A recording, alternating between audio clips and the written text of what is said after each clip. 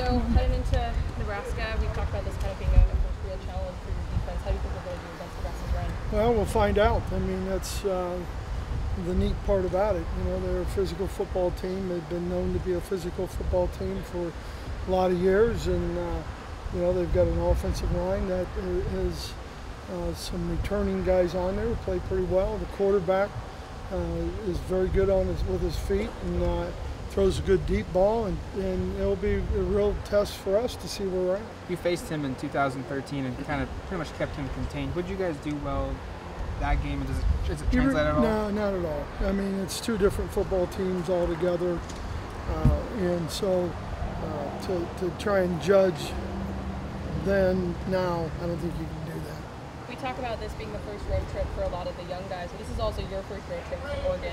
Is there any different feeling, or is it just kind of same old for you?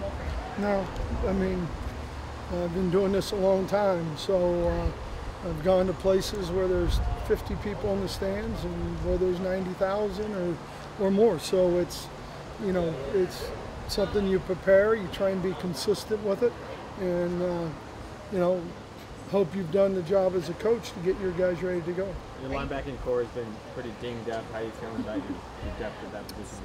Well, I think it's always been, you know, depth for us across the board is something that we've got to keep developing. And so, you know, it's like anything else. One guy goes down, another guy's got to step up. Are we going to see some guys out there that maybe we haven't seen a lot of this? We'll see. You never know how the game goes.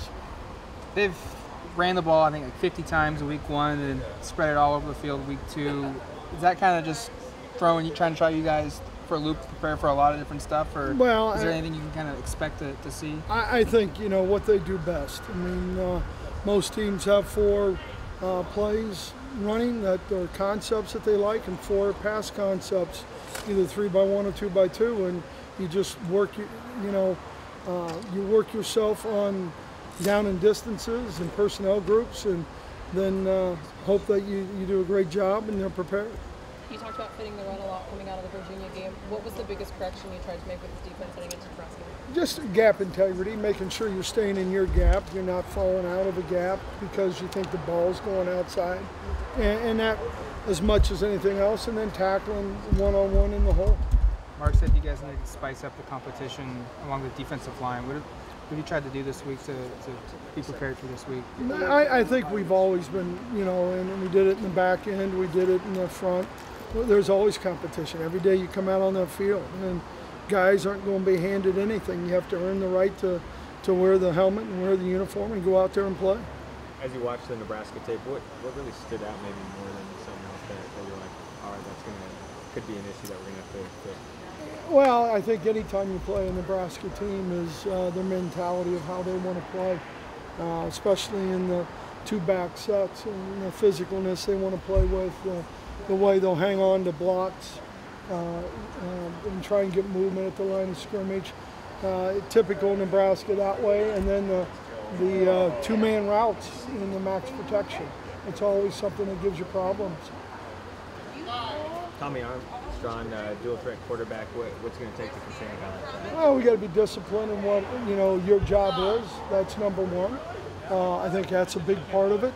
Number 2 is trying to, you know, if we can stop the run and make him throw the football. You know, I think with any time you have a chance to get a little exotic in some of your defenses, because someone has to throw the ball, it's always a plus.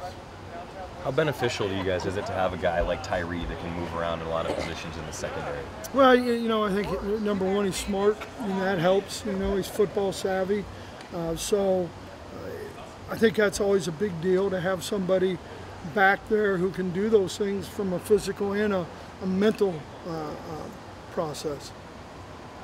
Into 3 weeks in now, where do you think your defense will improve most? Where we want them to, or where they were? Where you want them? Well, against the run. I want to see us go and play a team that's a power run team, even though Davis, that's what they wanted to do, 2-back sets, and see if we've improved from that experience to this experience. Does the size of their offensive line, having guys that are 6'9", 6'7", 6'6", does that change how you've prepared or how you're going to play? No, not at all. I mean, it's gap integrity, it's visual focus and identity on your keys and those kind of things. All right, guys. Thanks, Brady. Thank you, Brady. See you in Nebraska. You guys going? Sometimes.